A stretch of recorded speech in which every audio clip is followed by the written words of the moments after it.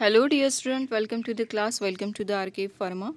So आज basically आपण TCSने जे प्रिव्हियस इयर क्वेश्चन्स घेतलेले आहेत, विचारलेले आहेत ऑलरेडी एक्झाममध्ये, ते आपण या क्लासमध्ये बघणार आहे विथ एक्सप्लेनेशन. ठीक आहे. बघा, विरुद्धार्थी शब्दांची चुकीची जोडी ओळखा असा तुम्हाला हा प्रश्न आहे. तुम्हाला माहिती आहे ग्राह्य अपोजिट अग्राह्य होतं, दुर्दैवी अपोजिट सुदैवी होतं आणि कपटी विरुद्धार्थी निष्कपटी होतं. ठीक आहे. मग तुम्हाला कदाचित हा जर माहिती नसेल, दणकट अपोजिट करारी इथे देऊ नये, दणकट अपोजिट करारी, तर दणकट लिहिलेले आहे इथे. दणकट अपोजिट काय होईल? करारी होईल का? नाही, हा चुकीचा ऑप्शन इथे दिसून येतो. नेक्स्ट बघा, सामासिक शब्द आणि विग्रह यांची चुकीची जोडी ओळखायची आहे.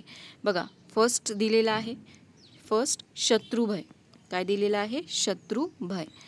तर शत्रुभय म्हणजे काय होतं? शत्रूपासून भय, शत्रूपासून भय. जसा याआधी चोरभय पण विचारलेला आहे. चोरभय, चोरांपासून भय, चोरांपासून भय. इथे बघा, गुणहीन. गुणहीन म्हणजे काय होतं? गुणांनी हीन. काय होतं? गुणांनी हीन. आणि स्वर्गप्राप्त मीन्स काय होतं? स्वर्गाला प्राप्त. काय होतं? स्वर्गाला प्राप्त. कृष्णार्पण म्हणजे कृष्णात अर्पण होतं का? नाही. कुठली जोडी चुकीची आहे? Option number 2. नेक्स्ट बघा, किटाळेने. किटाळेने या वाक्याचा अर्थ आपल्याला तिथे सांगायचा आहे. किटाळेने म्हणजे फसवणे होतं का? नाही. संपवणे होतं का? नाही. तर किटाळेने मीन्स होतं आरोप घेणे. काय होतं? आरोप घेणे. ठीक आहे. नेक्स्ट बघा, नेक्स्टमध्ये काय दिलेलं आहे? प्रतापने कुत्र्याला पकडले. प्रयोग ओळखायचा आहे. प्रतापने कुत्र्याला पकडले. ठीक आहे.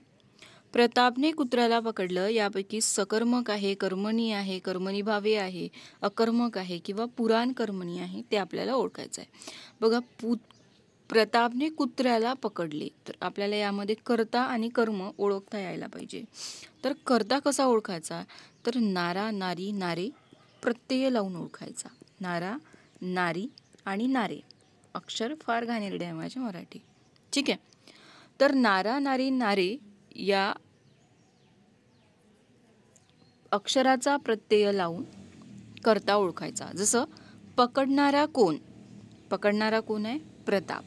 प्रतापला प्रत्यय लागला आहे का? तर हो. काय लागलेला आहे? प्रत्यय. कुठला लागला आहे? ने. कुठला लागलेला आहे? ने. प्रतापने कुत्र्याला पकडले, तर पकडणारा कोण? प्रताप. कोण आहे? प्रताप. आणि प्रतापला न प्रत्यय लागला आहे. सॉरी, प्रताप आहे. ठीक आहे. प्रताप. आणि प्रतापला कोण प्रत्यय लागला आहे? ने प्रत्यय लागला आहे. कर्माला कर्त्याला प्रत्यय असेल तर तो कर्तरी प्रयोग होतो का? नाही. कर्त्याला प्रत्यय नसतो. कर्त्याला प्रत्यय नसतो. आणि इथे बघा, कर्त्याला प्रत्यय दिलाय म्हणजे हा कर्तरी प्रयोग होणार नाही. सेकंड बघा, नारा नारीने आपण कर्ता विचारतो, कर्ता शोधतो. नारा, नारी, नारे. नंतर बघा, कर्मणी प्रयोग शोधायचा असेल तर काय? लेला, लेली असं करायचं. जसं पकडलेला कोण? पकडलेला कोण आहे? तर कुत्रा. कोण आहे? कुत्रा. आणि कुत्र्याला प्रत्यय आहे का? तर हो. काय आहे? ला प्रत्यय आहे. कुत्र्याला काय आहे? ला प्रत्यय आलेला आहे. तर कर्मणी प्रयोगामध्ये सुद्धा कर्मणीला प्रत्यय नसतो. काय म्हणत आहे मी? नसतो. कर्तरीमध्ये कर्त्याला प्रत्यय नसतो, तर कर्मणीमध्ये कर्माला प्रत्यय नसतो. तर बघा, इथे कर्त्याला पण प्रत्यय आहे आणि कुत्र्याला म्हणजे कर्माला सुद्धा प्रत्यय आहे. इथे ने आहे आणि ला आहे. दोघांना प्रत्यय आहे. म्हणजे कुठला प्रयोग आहे? भावे प्रयोग आहे. बघा, इथे आता अकर्मक भावे सुद्धा आहे आणि सकर्मक भावे सुद्धा आहे. जर का वाक्यामध्ये कर्म असेल, जर का वाक्यामध्ये कर्म असेल तर तो कुठला वाक्य असतो? सकर्मक वाक्य असतो. कुठलं असतं? सकर्मक आहे. वाक्यामध्ये कर्म कुठला आहे? कुत्रा. कर्म कुठला आहे? कुत्रा. आणि समजा इथे असतं प्रताप जातो. प्रताप जातो. मग आता बघा, प्रताप जातो. जाणारा कोण? प्रताप. आणि जाणारा कोण आणि ठीक आहे, तुम्ही समजून घ्या की वाक्य चुकतंय माझं. तर ज्यामध्ये वाक्यामध्ये कर्म नसेल तो कोण असेल? अकर्मक भावे. जो कोण असेल? अकर्मक भावे. त्याला प्रत्यय असतो. जसं इथे आहे प्रतापने, काय आहे? ने. ने, ला, ली, स, सा जे काय असेल ते प्रत्यय लागला असेल तेव्हा तो काय असेल? अकर्मक असेल, जेव्हा कर्म नसेल. आणि कर्म असल्यास सकर्म असेल. ठीक आहे, खूप जास्त डीपमध्ये जायचं नाही. सकर्मक भावे. आणि प्रयोगावरती क्वेश्चन्स येईल म्हणजे येईल. प्रयोग आहे, समानार्थी, याच पद्धतीचा पेपर असतो, खूप जास्त हार्ड अँड फास्ट नसतो. बघा, काळा चोर रस्त्यातून जोरात धावत होता. यामध्ये विधेयक ओळखायचं आहे. विधेयकवरती प्रश्न मोस्टली येत नाही. DMER कुठला फार्मासिस्ट एक्झामला नाही येणार, पण बाकीच्या एक्झाममध्ये येऊ शकतो.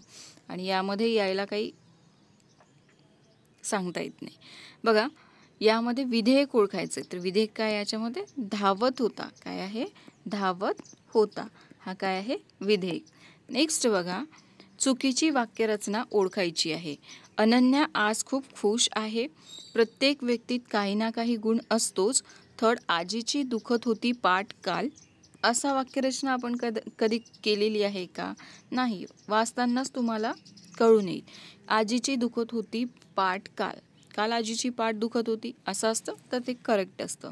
आणि नंतर बघा, आंब्याच्या झाडावर चिमणी होती. तर आंब्याच्या झाडावर चिमणी होती, वाक्यरचना बरोबर आहे. So option third is the correct one. Next बघा, श्रोता लहानपणापासून आपण ऐकत आलेलो आहे. श्रोता मीन्स काय होतं? जो काय करतो तुम्हाला सांगायचं आहे. या विरुद्धार्थी शब्द ओळखायचा आहे. तर श्रोता विरुद्धार्थी काय होईल? वक्ता. एक श्रोता असतो आणि दुसरा कोण असतो? वक्ता असतो. ठीक आहे, भिडस्त नाही, श्रवणेच्छू नाही आणि ऐकणारा नाही. ठीक आहे. नेक्स्ट बघा, हातभाग्य दिलेला आहे. शब्दाचा अर्थ कोणता? दुर्बळ, दुर्दैवी, हट्ट आणि निराश. हतभाग्य नाही, हतभाग्य. तर हतभाग्याचा अपोजिट होतं दुर्दैवी. काय होतं? दुर्दैवी. ठीक आहे. नेक्स्ट बघा, कंसातील शब्दाचे योग्य रूप वापरून वाक्य बनवायचं आहे. सगळ्या आदरास्थित मुळाशी पाहुणा महत्त्व देणे ही कल्पना असते. याला योग्य रूपात लिहायचं आहे. ते म्हणजे सगळ्या आदर तिथाच्या मुळाशी पाहुण्याला महत्त्व देणे ही कल्पना असते. Option third is correct one. असले क्वेश्चन तुम्ही पटकनच करून घेईल. फेरफटका या शब्दाचा अर्थ कुठला? तर फेरफटका मारून येणे, भ्रमण मारून येणे. ऑलरेडी भरपूर लोक यूज करतात. मी फेरफटका मारून येतोय, तर भ्रमण करून येतोय. ठीक आहे. समानार्थी शब्दांचा अयोग्य गट ओळखायचा आहे. बघा, महिना, मास, माह एकच आहे. रुकार, होकार आणि संपत्ती सुद्धा एकच आहे, समानार्थी आहे. मेळ, संगम, मिलन सुद्धा एकच आहे. सुगंध, दंती आणि परिमल चुकीचे आहे. ठीक आहे. नंतर बघा, विजन या शब्दाचा अर्थ ओळखा. तर विजन या शब्दाचा अर्थ काय होतोय? ओसाड होतोय. काय होतोय? ओसाड होतोय. नंतर बघा, हा उतारा दिलेला आहे. एक उतारा दिला आहे आणि त्या उतार्यावरील काही 2-3 प्रश्न आहेत. यापैकीचा प्रश्न या समान तुम्हाला प्रश्न परीक्षेमध्ये येऊ शकतो. हा पॅराग्राफ तुम्हाला रीड करायचा आहे आणि रीड केल्यानंतर खाली तुम्हाला इथे क्वेश्चन्स दिसतो आहे की ख्रिस्ती धर्मात खालीलपैकी कशाला प्राधान्य दिलेलं आहे, तर ते तुम्हाला सांगायचं आहे. जेव्हा तुम्ही हा पॅराग्राफ रीड कराल तेव्हा तुम्हाला कळून येईल की यामध्ये ख्रिस्ती धर्मामध्ये कशाला प्राधान्य दिले आहे. तर बघा, फर्स्ट सेंटेन्समध्येच दिलेलं आहे की ख्रिस्ती धर्मामध्ये पिता, पुत्र आणि अपवित्र आत्मा या तिन्हींना प्राधान्य दिलेले आहे. कुणाला आहे? पिता, पुत्र आणि पवित्र. यासाठी तुम्हाला हा पॅराग्राफ रीड करावा लागेल. ठीक आहे. पिता, पुत्र आणि पवित्र आत्मा यांना काय दिलेलं आहे? प्राधान्य दिलेलं आहे. एक्झाममध्ये सोपीच विचारतं. नंतर बघा, हा पण सोपी आणि एक्झामचाच क्वेश्चन आहे. अधोरेखित शब्दांचा विरुद्धार्थी शब्द ओळखा. इथे बघा सुंदर पक्षी झाडावर बसलेला आहे. इथे अधोरेखित वाक्य आहे सुंदर. काय आहे? सुंदर. आणि सुंदरच्या अपोजिट काय होतं? कुरूप. काय होतं? कुरूप. सर्वांना माहिती आहे.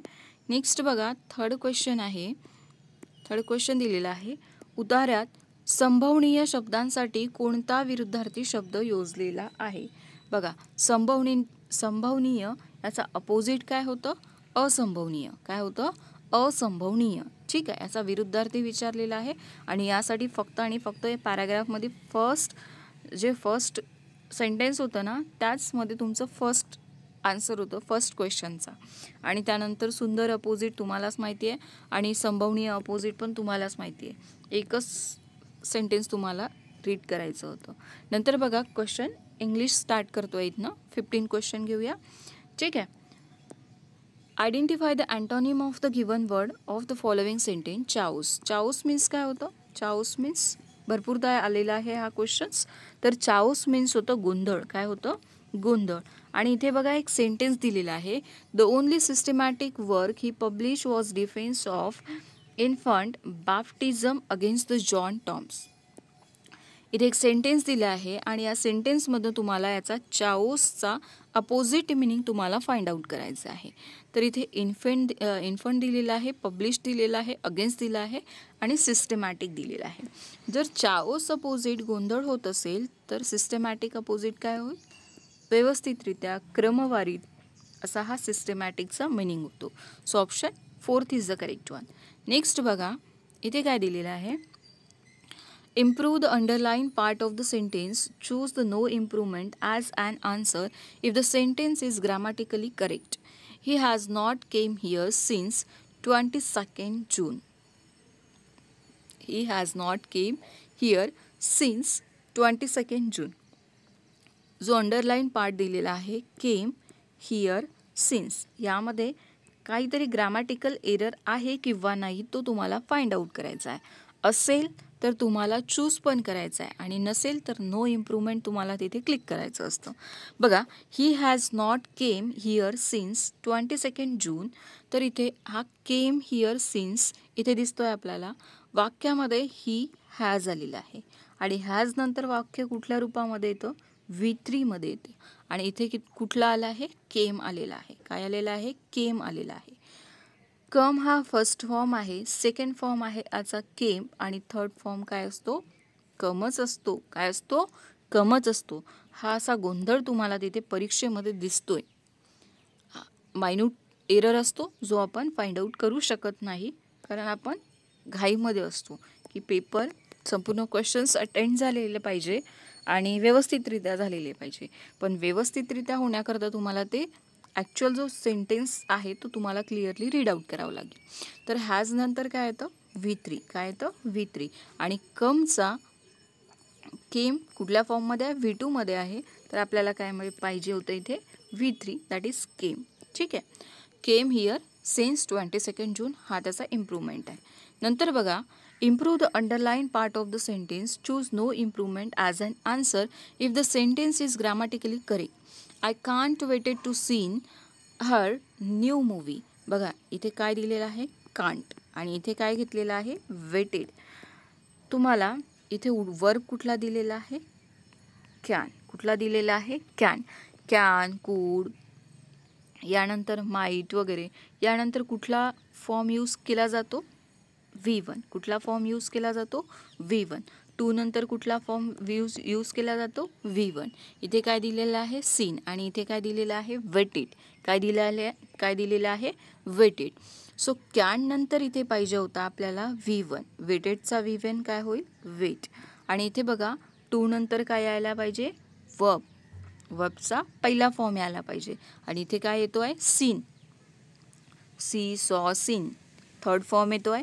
थर्ड फॉर्म येतो का टू नंतर? नाही. तर V1 येतो. काय येतो? वाक्याचं पहिलं रूप येतं आणि पहिलं रूप काय आहे? टू नंतर सी आहे. काय आहे? सी आहे. So option 3 is the correct one. Next बघा नेक्स्टमध्ये दिलेला आहे identify the idiom can be meaningfully use in the given situation. I am going to lose my job. I am going to lose my job. Idiom आणि phrases तुम्हाला भरपूर प्रमाणात करून जायचे आहेत. काय विचारतील? सांगता येत नाही. ठीक आहे. So I am going to get an eggs, हा काय होतो त्याचा एक्झॅक्ट मिनिंग होतं की I am going to lose my job. आणि बाकी जो आहे I am going to go bananas, I am going to hold ace up my sleeves, I am going to cut across, असा काहीही होत नाही. ठीक आहे, वाक्य रीड करतानाच तुम्हाला समजून येईल. नंतर बघा, एरर फाइंड आउट करायचं आहे. जर एरर नसेल तर नो एरर टिक करायचं आहे. ठीक आहे, एरर नसेल तर नो एरर टिक करायचं आहे. सेंटेन्स दिलेला आहे, he slap you both across the face and the entire restaurant gone silent. बघा, वाक्यामध्ये बोथ आलेला आहे आणि बोथचा जो जोडीदार असतो ना तो कोण असतो? अँड. वाक्यामध्ये जर बोथ असेल तर बोथसोबत कोण येतोय? अँड येतो. नायदर असेल तर नॉर येतो. आयदर असेल तर ऑर येतो. ठीक आहे, बेसिक गोष्टी तुम्हाला आय होप सगळ्यांना माहिती आहे आणि सर्वांनी रिवाईज पण केलेलं आहे. मग बोथ पण आहे आणि अँड पण आहे ऑलरेडी, म्हणजे बोथ आणि अँडमध्ये काही प्रॉब्लेम आहे का? नाही. नंतर बघा, he slap you across the face, he slap you across the face, आणि दुसरा सेंटेन्स आहे अँड नंतरचा, the entire restaurant gone silent, the entire restaurant gone silent. बघा, इथे काय दिलेलं आहे वाक्यामध्ये? स्लॅब. काय दिलेलं आहे? स्लॅब. कुठल्या फॉर्ममध्ये आहे? V2 V3 फॉर्ममध्ये आहे. ठीक आहे, V2 फॉर्ममध्ये आहे. He slab you both across the face and the entire restaurant gone silent. आणि इथे कुठला दिलेला आहे? गॉन. गो, वेंट आणि गॉन. थर्ड फॉर्म दिलेला आहे. गो, वेंट, गॉन आणि गोईंग. तर इथे जर का सेकंड फॉर्म यूज केलेला असेल स्लॅब, तर इथे काय यूज करावं लागेल? इथे काय यूज करावे लागेल? गॉन. सॉरी, हा कुठला फॉर्म आहे? स्लॅब. स्लॅब, स्लॅब, स्लॅब, तोच येतो स्लॅबचा. तर इथे कुठला फॉर्म येईल? गोन दिलेला आहे. Entire restaurant gone silent. तिथे काय येईल? एंटायर.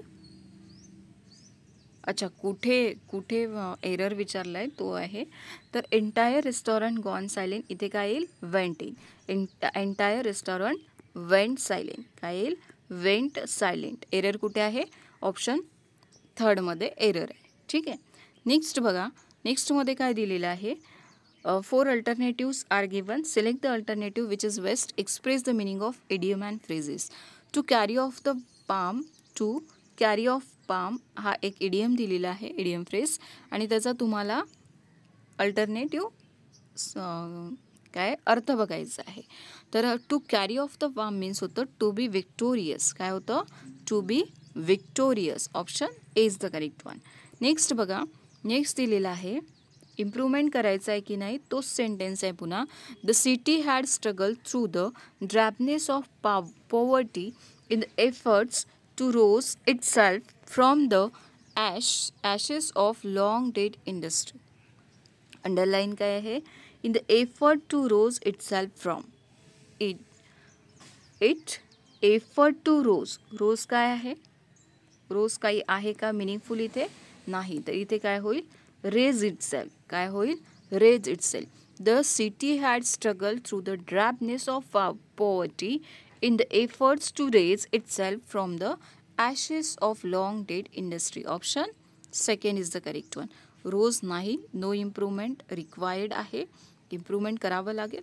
रोज मिनिंगच देत नाही आहे तिथे. ठीक आहे, नंतर बघा, एक PJ आहे आणि PJ सॉल्व करताना तुम्हाला सर्वात आधी फाइंड आउट करायचं असतं करता. सर्वात आधी काय फाइंड आउट करायचं आहे?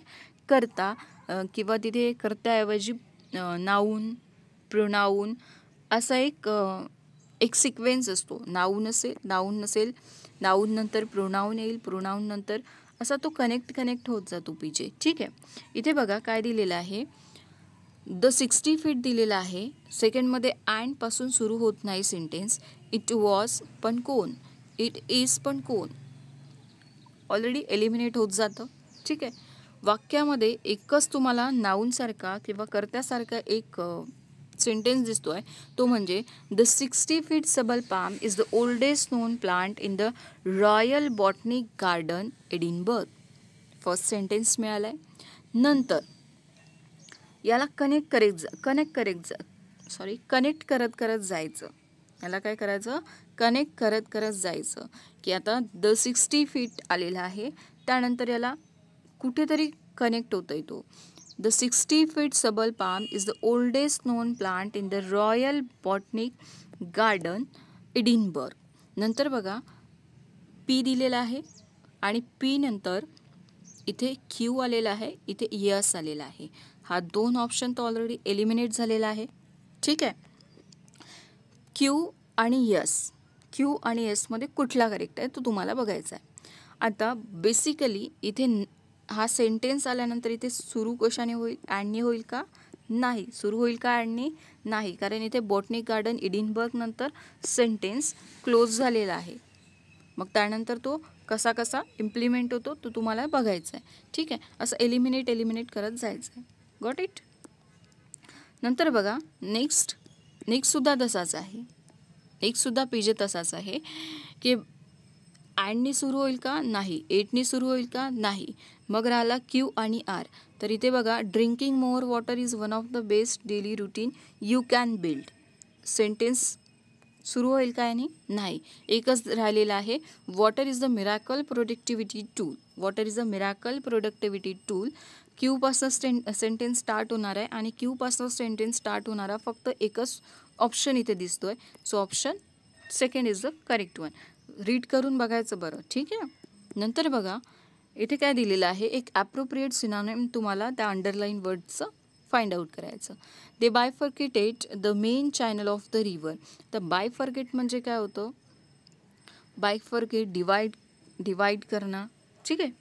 बायफर्केट मीन्स डिवाइड कर लेना.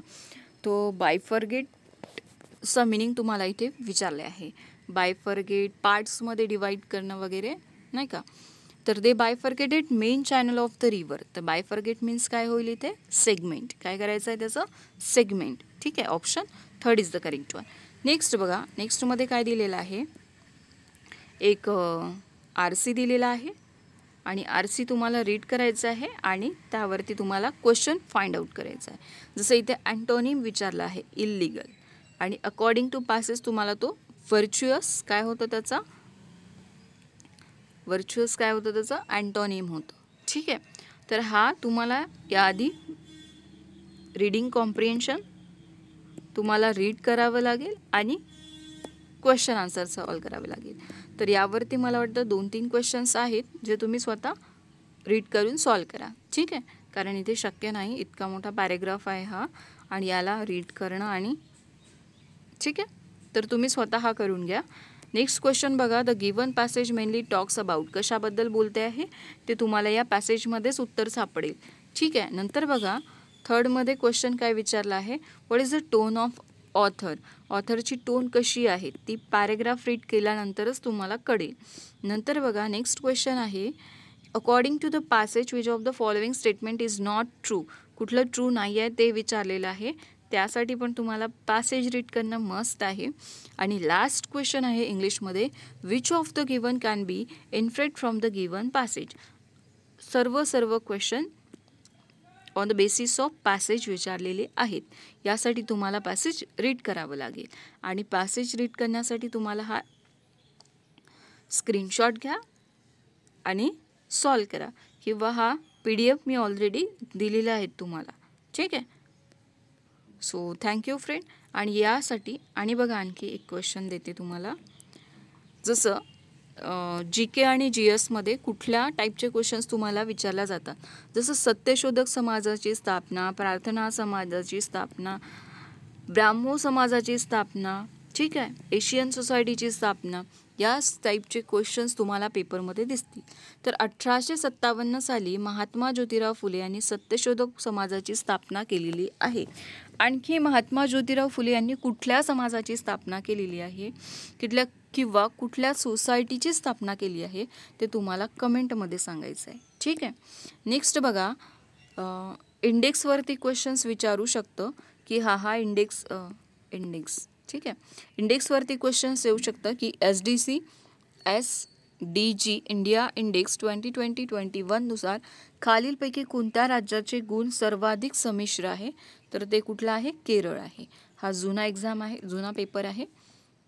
त्यानंतर बजेटवरती क्वेश्चन आहे. As per the union budget 2023-2024 how many digital payment were made through the UPI in 2022. तर आहे 7,400 करोड. आणि रिसेंटली विचारलं जाऊ शकते की सर्वात जास्त UPI यूज करणारे राज्य कुठले आहे, तर ते आहे आपलं महाराष्ट्र राज्य. सर्वात जास्त UPI यूज करणारं महाराष्ट्र राज्य आहे. आय थिंक एकदा क्रॉस चेक करून घ्या, बट मला वाटतं महाराष्ट्र राज्य आहे. नंतर बघा, राईट्सवरती आर्टिकलवरती तुम्हाला क्वेश्चन्स विचारलं जातं. इंडियन कॉन्स्टिट्यूशनवरती which part of Indian constitution is related to the fundamental duties. Fundamental duties I think article 51. Fundamental rights I think 51मध्ये येतात फंडामेंटल राईट्स. तर यामध्ये Indian constitution is related fundamental duties कुठल्या पार्टमध्ये आहे, कुठल्या पार्टमध्ये तो बिलॉंग करतोय, फंडामेंटल ड्युटीज विचारलेला आहे.